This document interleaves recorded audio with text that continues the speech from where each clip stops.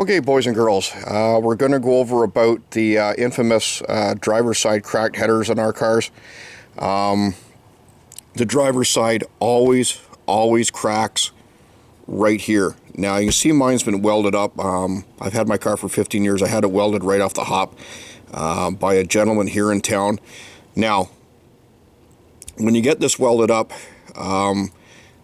tell your welder, or if you do the welding yourself, these headers are mild stainless steel, so make sure you weld them correctly. Now, I'm not a welder. I don't know whether it's TIG or MIG or whatever, but if you're doing it yourself or if you're taking it to a welder, make sure you do it correctly and tell the guy, your welder, that this stuff is mild stainless steel, okay?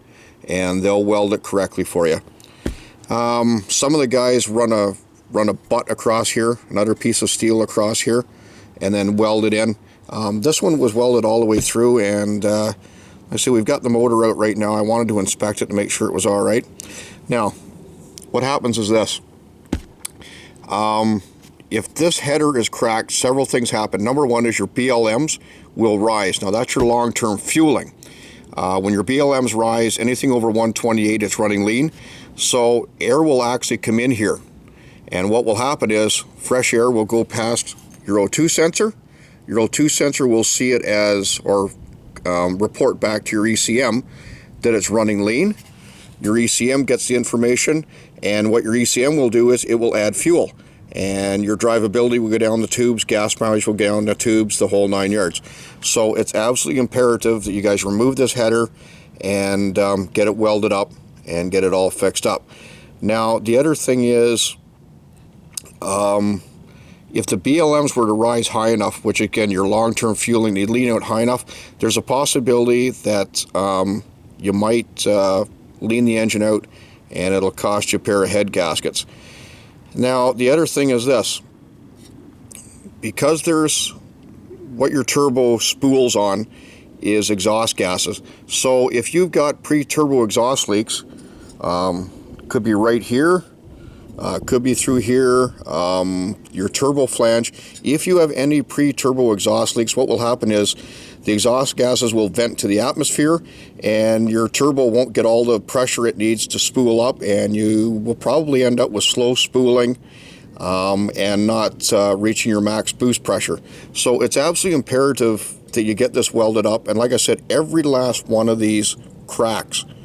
Okay, guys, the other thing you might want to do, and what we do is, we have, when we get these headers welded for ourselves or for customers, what we do is we have a piece of 3/8 thick steel, and we've got holes drilled in the plate steel, and we bolt the header right to the steel, because when this gets welded, it gets red hot, and this flange here, it'll warp like a pretzel.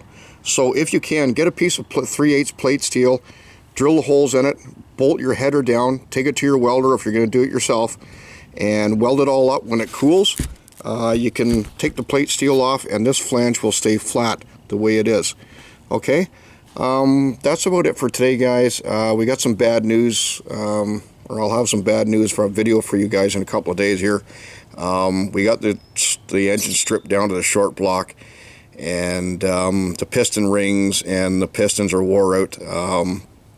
It's a standard bore block, and when I had it built 4 years ago, the piston to piston wall clearance was already at maximum. When we took the heads off, we found quite a bit of aluminum material on top of the pistons, so I will not be racing this year. The good news about it is we've got the gaskets, and we're going to button the engine back up again, and I'm just going to cruise the car for this year. Again, it's not this engine is not it's not race worthy anymore. It's just I've wore it out after 4 seasons. The rings and pistons are gone.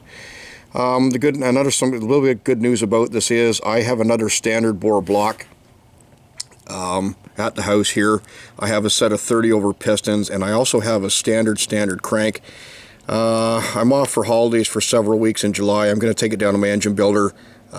Return time is about 3 to 4 weeks to get the motor back. I don't know if we're going to put it in this year or not. I think I'm just going to forget about the racing this year and just cruise the car around the way it is, and I'll get back to racing next year. It's one of those deals. If you're going to race one of these cars, race it every weekend. You're looking at probably at least getting it re-ringed once every 3 to 4 seasons. And I've pushed this short block as far as it'll go. The pistons are rocking pretty good around in the cylinders, and I'll shoot a video on it in a couple of days here. But like I said, we've got all the gaskets. We're gonna button the engine back up again. I'll cruise around the summer, and we'll have the video for you guys for how to hook up all the sensors and everything on the top of the motor, so you guys completely there'll be the part 2 video for you guys of removing and replacing the engine. But anyway, that's about it for today, guys. Have a great day. Sorry I won't be racing this year, but like I said, I'm on a shoestring budget, and I've wore the short block out. The rings are gone in it. There's not much we can do about that this year. But anyway, I'll still be shooting lots of videos for you guys. If there's something you want to see, let me know. I'll be more than happy to shoot it for you. Take care, guys. Bye-bye.